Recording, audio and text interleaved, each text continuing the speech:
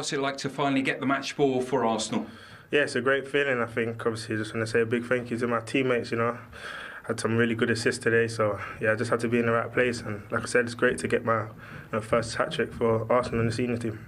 That third one was a bit cheeky, wasn't it? Yeah, man. To be fair, I scored a similar goal I think a couple of rounds ago, but Nico showed a great bit of skill, and put it on a plate for me, kind of. So just had to adjust and get in. Did you enjoy the oohs and the ahs from the crowd as they watched the replay over and over again? Yeah, it's nice, man. That interaction, I think, can't beat it. Having fans in the stadium is amazing. And like I said, happy we can go to the next round, and obviously to get a few goals is nice. Apart from a period maybe just before half-time when Sunderland scored and got back into the game, did you feel it was a really impressive performance tonight by Arsenal? Yeah, I think to be fair, we all started a bit sloppy at the beginning. Obviously we got the goal, but I think we could have played a lot better in the first half. But we buckled up and improved in the second half, and I think obviously more goals came with that. So yeah, all in all, I think it's a good display. You're ripping it up in this competition, aren't you? Is it the aim now to try and transform that form into the Premier League? Yeah, definitely. I think obviously this competition is the place where I've been getting starts and opportunities to play. So yeah, wherever I'm asked to play, I'm going to do my best and help the team. So yeah, I'm ready if the manager needs me. How desperate are you to play first team in the Premier League for Arsenal? Yeah, I think obviously I'm desperate to play football. Every player wants to play. So all I can do is keep working hard and improving day by day, and I think it will sort itself out. And hopefully I get the opportunities. Obviously, Arsenal fans watching this, they're desperate for you to stay. There has been reports that you've been offered a contract and turned it down. Is there any truth in that? Yeah, I think obviously, like I said, I'm just eager to play football. That's my main ambition. So like I said, I'm here, I'm under contract, and as long as I play for Arsenal, I'm going to give my all. And if the manager needs me, like I said, I'll be ready to help the team. And Charlie Patino as well, scoring. He must make even you feel young. Yeah, no, it's amazing for him. I think he's a great lad with a great future ahead of him. So yeah, I was delighted for him to get on the score sheet. I think it's a great opportunity. Like I said, this game's to get your debut and impress, and I think he did that today.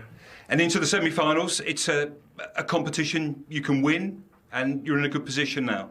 Yeah, definitely. I think that's the aim. The managers, told us that's the aim, and all the players believe it as well. So yeah, like I said, we're in the semis, so hopefully we can push on, and go all the way. You've got the match ball, and you've also got the Carabao Man of the Match award. Well done today. Thank you so much.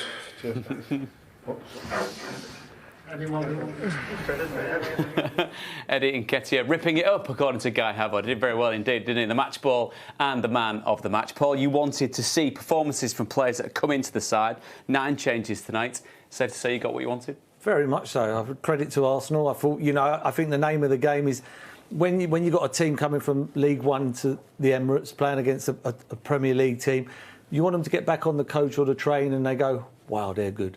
And I think that they tick the box tonight. I think, the players of Sunderland will get back on the train or coach and go, they're good players. They're good players. Because it's when you watch them on the telly, it ain't the same. But when you go and play against these players, they're a cut above. And they were a credit tonight, Arsenal. The credit, people take it for granted, but they have to turn up. A lot of them ain't going to be playing Boxing Day. They're not. We've seen it with other teams this season who have gone and played, teams have made changes and haven't performed in certain competitions. So, tonight it was a credit, and his hat-trick was a very, very good hat-trick, a Kevin hat-trick. Well, let's talk about a Kevin hat-trick. Very much the proximity of where he finds himself on the pitch. He talked about the assist from his teammates. But there seemed to be a sixth sense to the way that Nketiah went about finding space in the right place at the right time. Yeah, I thought he's very modest there, and I just had to be in the right place. But you've still got to do what the hardest part of the game is, and that's put the ball in the back of the net, and it was an incredible hat-trick. Yeah, this is simple, but look at the reaction from him. He doesn't stand still. A lot of players will stand still there. He's not. He's on the move. It's a good save from the keeper, but Nketiah in the right place at the right time. We said that before the game. He'll get you goals. Here again, I actually think this is really clever movement. Watch what he does. He doesn't get in the eye line of Doyle. He hangs back behind him. Then he darts across him, gets that little flick across the keeper. Look at here again. Doyle's looked at him there. Then at some point he needs to look at the ball. Nketiah is out of his eye line. Great ball across. Gets across the defender, as you teach any player, any striker, get across that first man and just try and get something on it, and he does it to perfection. So, he's doing himself a bit of an injustice there, because that's an incredible thing. Is the best for last for you? Yeah, great counter-attack again from Arsenal. It was time after time this evening. He's just hovering. He's looking at getting to the build-up of the play, but ultimately when this is an incredible ball by Smith Rowe here. But look at him bursting again, but he holds back. Doesn't get in too early, and then bang. Now, for me, it's undefendable when it gets into the box, because I think the defender's doing everything right, but the only way you can stop it is maybe by fouling. The build-up's good. You know, they're patient. You know, to be fair to Sunderland, they got bodies back. But this is the key to the goal, really, the defence splitting pass. Great play from Pepe, isn't it? You know, Denver Hume probably won't want to see that again. Denver Hume had but here, I think that's undefendable. I don't know what you think, Merce. You know, when you look at it from this angle, this is the best one. I think the defenders got him, but it's just a magnificent finish. And the ball as well. The ball's on the other side of the defender. Defender can't get it, but great finish. Great hat-trick. Great hat-trick. You know, even the first one, you know, I know he's there. He's the only one there to tap it in. There's an art to that. You know, people go to me, oh, yeah, it was an easy...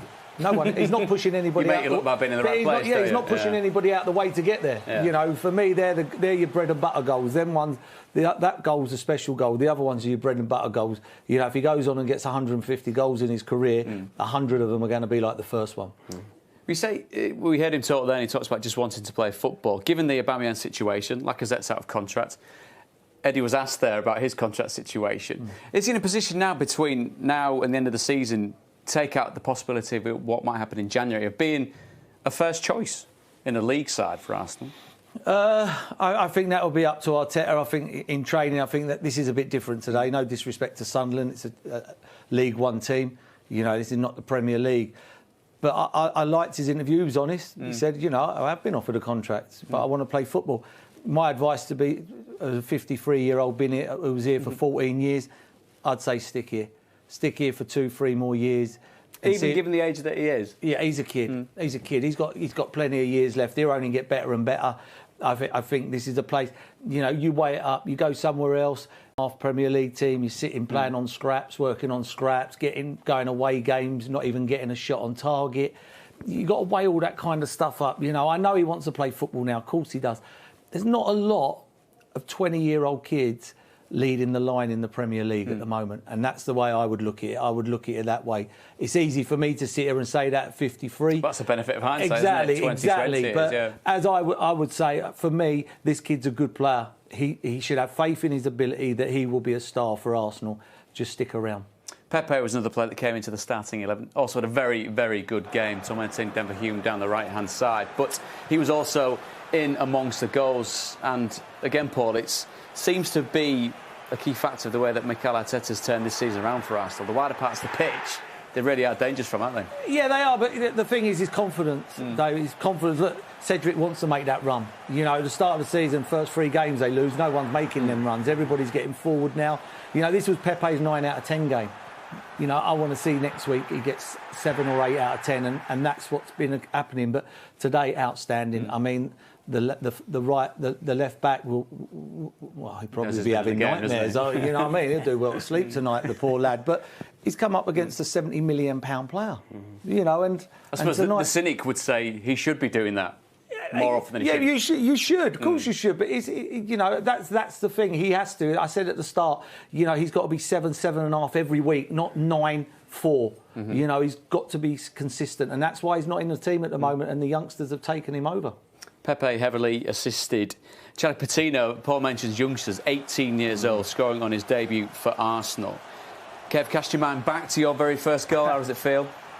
Oh, it's incredible, absolutely incredible. I never scored mine at 18, so I came into the game late. But, you know, to just get on the pitch first and foremost at that age, the manager to have trust in you, to give youth an opportunity, then to go on and have the cheek to score a goal like that is just...